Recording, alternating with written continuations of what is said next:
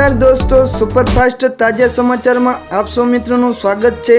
दोस्तों, ताजा और महत्वना समाचार की बात कर लीए तो प्रथम समाचार ने लईने बात कर लीए तो हाल गुजरात में ठंडी गर्मी और वरसाद तमाम सीजनों अनुभव थई रह्यो छे, परंतु हवे सतर्क थई जवुं पड़शे कारण के 2024 पहलू वावाजोडुं आवी रह्युं छे। आगाहीकार अंबालाल पटेले आ वर्षना पहला वावाजोडानी आगाही करी छे। जान्युआरी महीनाना अंतमां वावाजोडुं आवी रह्युं छे। हवामान निष्णात अंबालाल पटेले आगाही करता जणाव्युं के भूमध्य सागर में चक्रवात सर्जायुं छे, जेनी असर भारतना पश्चिम भाग पर थशे। 24 થી 26 जान्युआरीए वेस्टर्न डिस्टर्बन्सनी असर गुजरात में जोवा मळशे, जेनी असरना भागरूपे कच्छ पश्चिम सौराष्ट्र में वरसादनी शक्यता छे, જ્યારે ગુજરાતમાં અન્ય ભાગોમાં વાદળછાયું વાતાવરણ રહેવાની શક્યતા છે। અંબાલાલ પટેલે આગાહી વિશે જણાવ્યું કે જાન્યુઆરીમાં ઉત્તર ગુજરાત અને કચ્છમાં ઠંડીનો ચમકારો અનુભવાશે। કચ્છ અને ઉત્તર ગુજરાતમાં તાપમાન 10 ડિગ્રીથી નીચે જવાની શક્યતા છે। हिल स्टेशन माउंट आबू में ठंडीनो कहर जोवा मळ्यो छे। लघुत्तम तापमान 0 पर पहोंच्युं छे। ठंडीनो पारो गगड़ता बरफनी पातળી चादर छवाई गई है। कार घास और वृक्षों पर बरफ जामी गयो छे। लोको ठंडी उडाड़वा तापमानो सहारो लई रह्या छे।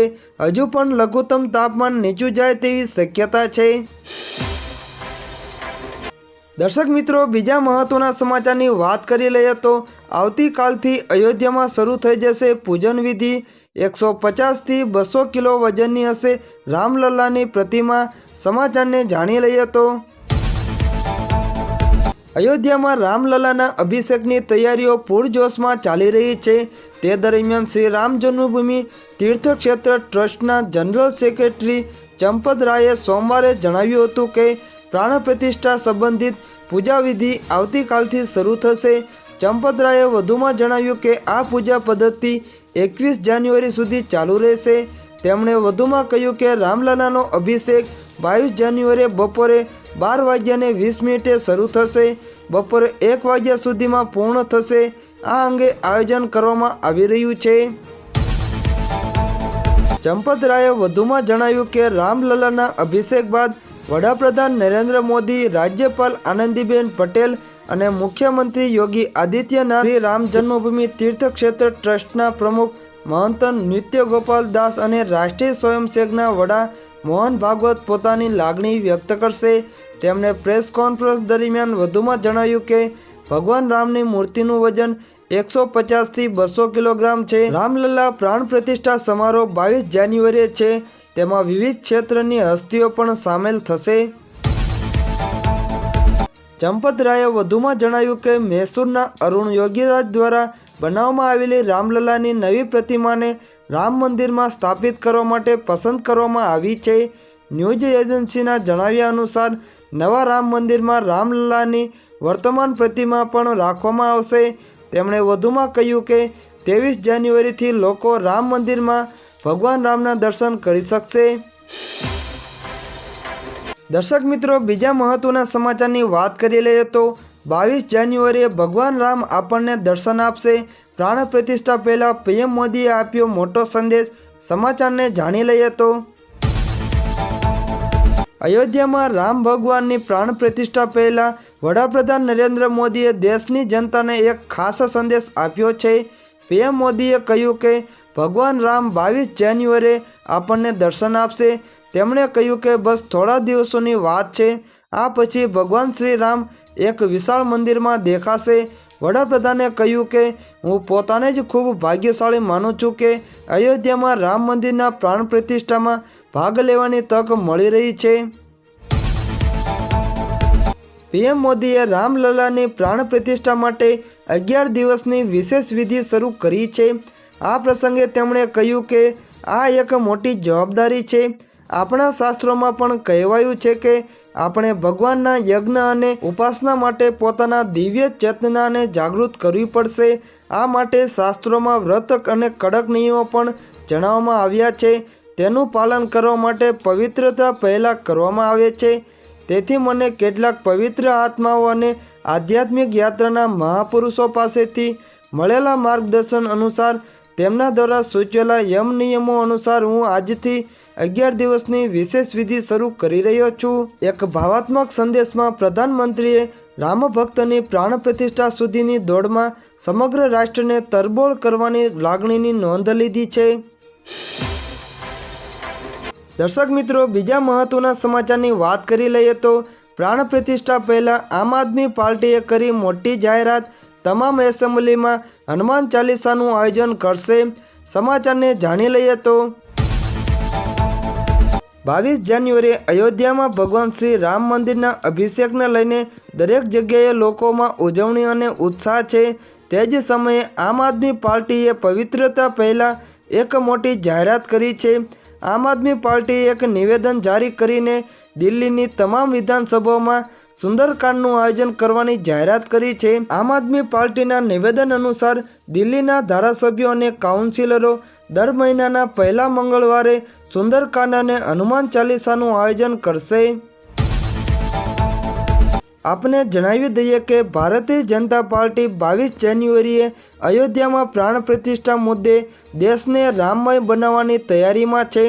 આમ આદમી પાર્ટીએ પણ દિલ્હીથી મોટું પગલું ભર્યું છે। આમ આદમી પાર્ટીએ તેના સોશિયલ મીડિયા એકાઉન્ટ દ્વારા પોસ્ટ કર્યું છે કે જય સિયા રામ, દિલ્હીનો દરેક ખૂણો સુંદરકાંડના પાઠ અને હનુમાન ચાલીસાથી ભક્તિમય બની જશે।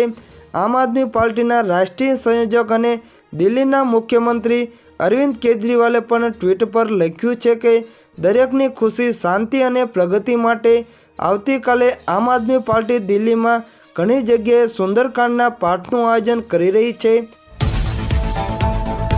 વાસ્તવમાં 22 જાન્યુઆરીએ અયોધ્યામાં ભગવાન શ્રી રામની મૂર્તિનો અભિષેક થવાનો છે અને 16 જાન્યુઆરીએ નવા રામ મંદિરમાં રામલલાની જૂની મૂર્તિ અને નવી મૂર્તિઓની સ્થાપના કરવામાં આવશે। 22 જાન્યુઆરીના રોજ વડાપ્રધાન નરેન્દ્ર મોદી દ્વારા ભગવાન શ્રી રામની મૂર્તિની આંખો આવરી લેવામાં આવશે। દર્શક મિત્રો, બીજા મહત્વના સમાચારની વાત કરી લઈએ તો અયોધ્યા જંકશન અયોધ્યા ધામથી ઓળખાશે। રેલવે સ્ટેશનના ઉદ્ઘાટન પહેલા નગરજનોને મોટી ગિફ્ટ। સમાચારને જાણી લઈએ તો અયોધ્યા રામ મંદિરના ઉદ્ઘાટન પહેલા અયોધ્યા રેલવે સ્ટેશનનું નામ બદલી દેવામાં આવ્યું છે। રેલવે સ્ટેશન હવે અયોધ્યા ધામના નામે ઓળખશે। રેલવે સ્ટેશનનું નામ બદલવાનો આદેશ આજે એટલે કે બુધવારે આપવામાં આવ્યો છે। માહિતી અનુસાર મુખ્યમંત્રી યોગી આદિત્યનાથે 2 દિવસ પહેલા નિરીક્ષણ દરમિયાન સ્ટેશનનું નામ અયોધ્યા ધામ રાખવાની ઈચ્છા વ્યક્ત કરી હતી, જે બાદ આ નિર્ણય લેવામાં આવ્યો છે। આ ઘોષણાથી રામ ભક્તો ઘણા ખુશ જોવા મળી રહ્યા છે। અયોધ્યા રેલવે સ્ટેશનને લઈને વાત કરી લઈએ તો અયોધ્યા રેલવે સ્ટેશન ત્રેતા યુગને પ્રદર્શિત કરનારા સ્થળ તરીકે તૈયાર કરવામાં આવ્યું છે। આ સ્ટેશનને જોઈને તમને ભવ્ય મંદિરમાં પ્રવેશ્યાનો અનુભવ થશે। રેલવે સ્ટેશનથી રામ મંદિર આશરે 1 કિમી દૂર છે। આ સ્ટેશન આશરે 50,000 યાત્રિકોની ક્ષમતા ધરાવે છે। 30 ડિસેમ્બરના રોજ પ્રધાનમંત્રી નરેન્દ્ર મોદી આ સ્ટેશનનું ઉદ્ઘાટન કરશે।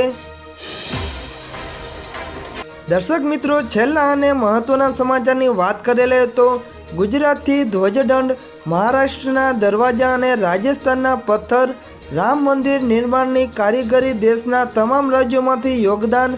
સમાચારને જાણી લઈએ તો પીએમ નરેન્દ્ર મોદી 22 જાન્યુઆરીએ રામ મંદિરના ગર્ભગૃહમાં રામલલ્લાના પ્રાણ પ્રતિષ્ઠા કાર્યક્રમનો ભાગ બનશે।